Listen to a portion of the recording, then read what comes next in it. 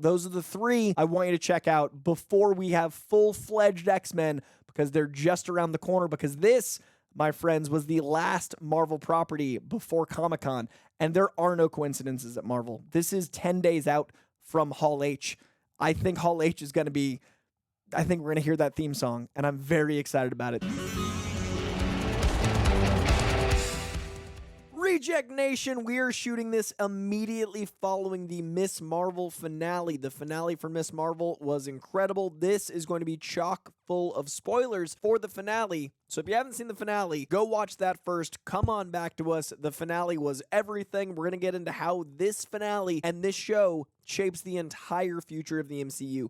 This show, more than maybe any other Phase 4 property, I think is going to be essential for the cohesion of Phase 4. We're going to get into all of that. But before we do, like, subscribe, hit that bell, leave a comment. I want to know what you think of these theories. I want to know what you thought of the episode. I want to know what you think of the comic recs I gave you. Just let me know. Also, anything else you guys would like to see discussed on this very show. And if you like this show, check out my TikTok. I've got 15-second, 30-second, 1 minute, 3 minute, more concise videos of these ramblings that I pump out like 3 to 5 a day. So it is chock full of this exact thing, but stream of consciousness craziness with some graphics. All right, this is Mutants.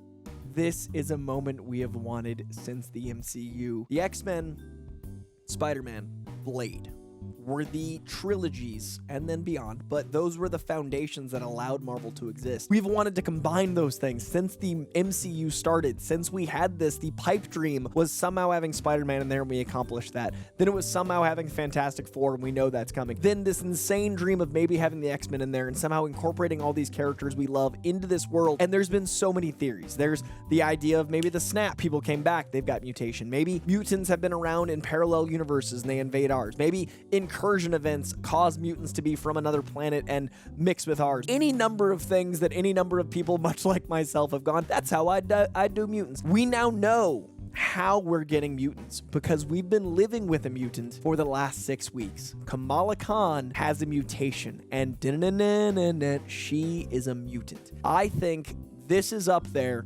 with retconning some of the aspects of Civil War, which is ironically going to come up in a minute, to make the movie work better. The thing about comic books and comic book adaptations is they need to be adaptations, not translations. The X-Men universe is vast. It is insane. The Inhumans universe is also very weird and specific. The Kirbyisms of all those things are beautiful and they work. This is nothing against the Inhumans, but when you've already got the Avengers established for 14 years, when you've already got characters like Spider-Man and all these other things, it's hard to do both Inhumans and mutants.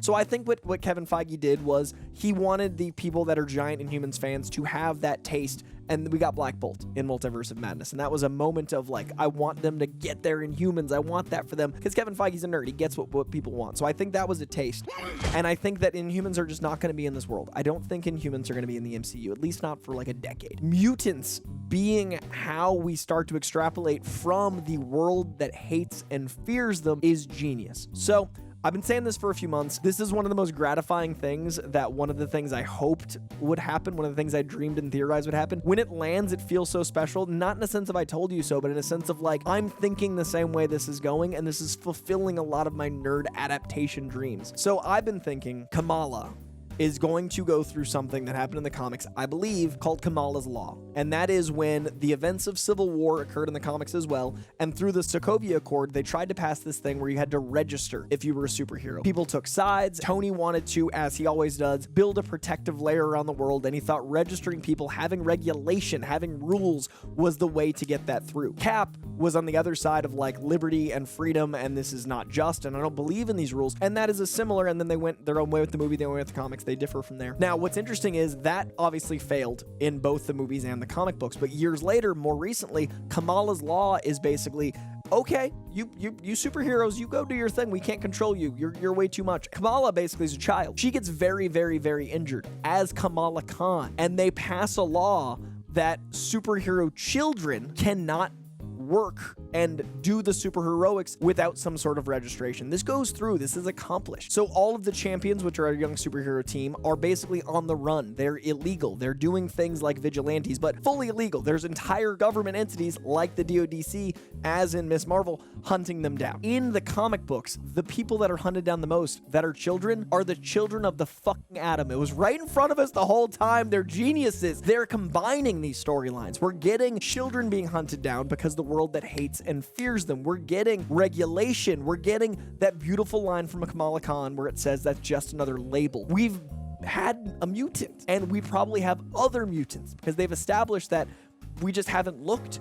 And it's going to be amazing to see how this goes. One of the things I love is that through Kamran, who is a new human, which is a variation of an Inhuman in the comic books, he's always looked kind of like Iceman to me. And they made his power set looked very much like the comic books. And I've always thought like it's really interesting how it's just a phraseology of Inhuman versus mutant in many cases, not in origin, not in power set, all those things. But if you're a day-to-day fan, if you're not versed in this, you wouldn't be able to tell the difference necessarily between someone whose crazy Medusa hair was a mutation versus an Inhuman thing. They're very akin to each other. You know what I mean? Like certain characters are parallel. This is a great way to streamline, and we're invested because of how incredible Amon Villani is, how incredible the show was. It gives us all the family elements that are important. Kamala Khan's family are so important to her story, so we're going to deal with the world starting to hate mutants and how that feels for her. We're going to deal with other mutants being, let go by their family, being like expelled because of this label, because of this thing, and then we're going to also see all of the racism of it. What better place to start a show about prejudice